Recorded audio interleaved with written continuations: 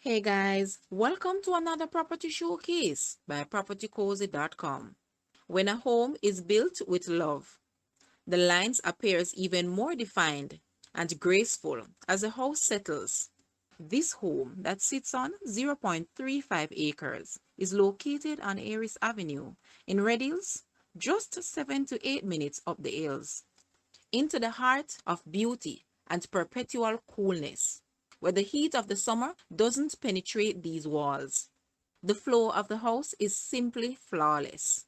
The design of the staircase timeless, and the generous size of the bedrooms tells that this house was built for a family, with 5 bedrooms, 4.5 bathrooms, 3 of which is ensuite, plus a self-contained helper's quarters, balconies on both levels, a formal dining room, in addition a breakfast room with a sizable pantry, a well laid out kitchen overlooking the front lawn.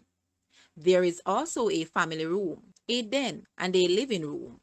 No details were overlooked, and the time has come for the baton to pass to the next family, for the children to grow, play, and love here. Guys, let's take a look at this house, and please watch the entire video for more details at the end.